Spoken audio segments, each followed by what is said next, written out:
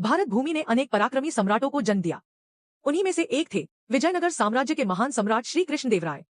वे केवल एक राजा ही नहीं बल्कि एक योद्धा, एक दूरदर्शी शासक और कला संस्कृति के महान संरक्षक थे। सन 1509 ईस्वी में जब श्री कृष्णदेवराय ने गद्दी संभाली, तब दक्षिण भारत अनेक आंतरिक और बाहरी चुनौतियों से जूझ रहा था। चारों ओर बहलोल लोदी की दिल्ली सल्तनत, बहमनी सुल्तान और गजपति शासकों की आंखें विजयनगर पर लगी थी। लेकिन श्री कृष्णदेवराय ने अपनी वीरता और युद्ध नीति से सबको पराजित कर दिया। उन्होंने गजपति शासकों से उड़ीसा और कटक जीता, बहमनी सुल्तानों को परास्त किया और दक्षिण भारत को एक सशक्त साम्राज्य में संगठित कर दिया। इतना ही नहीं, उनके शासनकाल में विजयनगर साम्राज्य सोने की चिड़िया बन उठा। उनकी राजधानी हम्पी को दुनिया ने दूसरा स्वर्ग कहा। श्री कृष्णदेवराय केवल पराक्रमी ही नहीं बल्कि साहित्य और कला के महान संरक्षक भी थे।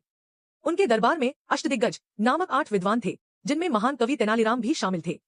स्वयं श्री कृष्णदेवराय भी एक महान कवि थे, जिन्होंने आमुक्तमाल्यदा जैसा ग्रंथ रचा। वे अपने प्रजाजनों से पिता के समान प्रेम करते थे। उनका कहना था, प्रजा सुखी तो राजा सुखी। उनके शासनकाल में मंदिरों का जीर्णोद्धार हुआ, नहरों और तालाबों का निर्माण हुआ और व्यापार व्यवस्था इतनी सुदृढ़ बनी कि दूर दूर से व्यापारी विजयनगर आने लगे। श्री कृष्णदेवराय का नाम भारतीय इतिहास में सदैव अमर रहेगा, क्योंकि वे केवल दक्षिण भारत के ही नहीं बल्कि पूरे भारत भूमि के एक अद्वितीय नायक थे। सम्राट श्री कृष्णदेवराय, वीरता, नीति और संस्कृति के प्रतीक। ऐसे वीडियो के लिए सब्सक्राइब करें। धन्यवाद।